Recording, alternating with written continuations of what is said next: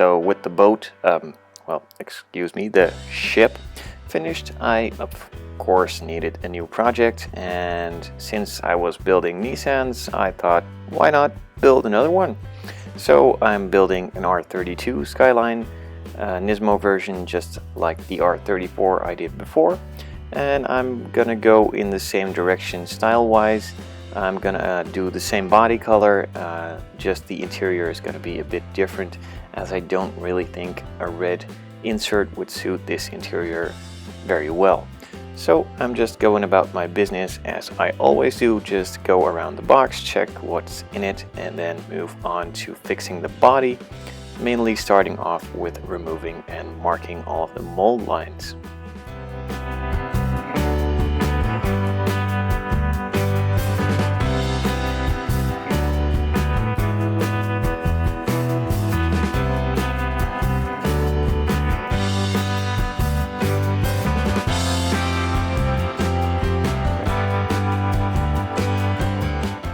With those now all marked off, I could move on to removing those with my sanding stick and some sandpaper.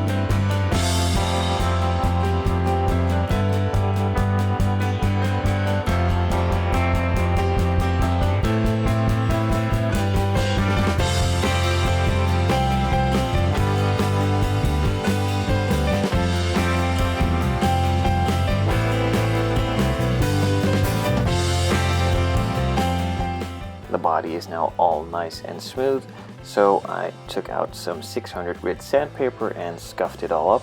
This is for the primer to stick a lot better, as if it was a smooth surface it doesn't really have anything to bite into, and the probability of it ripping off or just maybe even falling off by itself is a big one.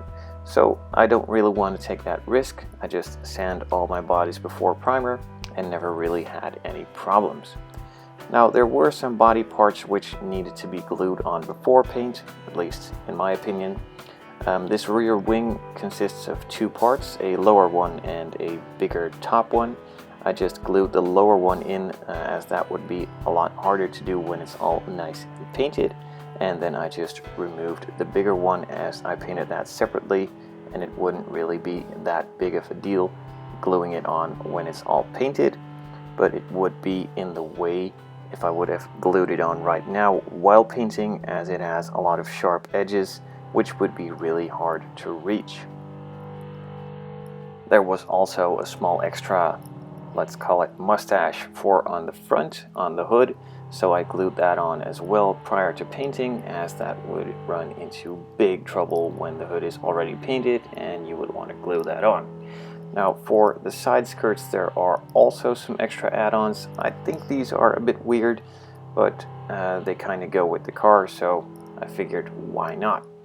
And the last addition, this is optional as the kit doesn't come pre-molded with these holes in it. It has markings in the back to show you where they are, so I just cut them out and glued the fence in. The body modifications have all been made, the mold lines have been removed, and the entirety of the body has been scuffed up. So I applied 2 light coats of primer, waiting about 5 minutes in between, and then giving it some time to dry up before I moved on to applying the color, which will be seen in next week's video.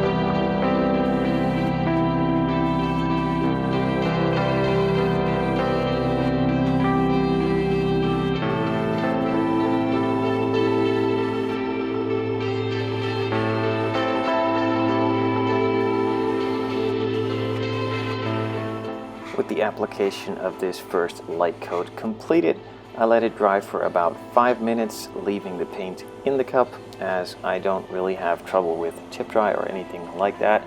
So I just leave it in, and then after 5 minutes move on to a second coat. Just about the same heaviness, and I would maybe even add a third coat if necessary. In this case, 2 was enough, so I left it at that. I'm not going to bother showing the video, as it's exactly the same as what I've done right here.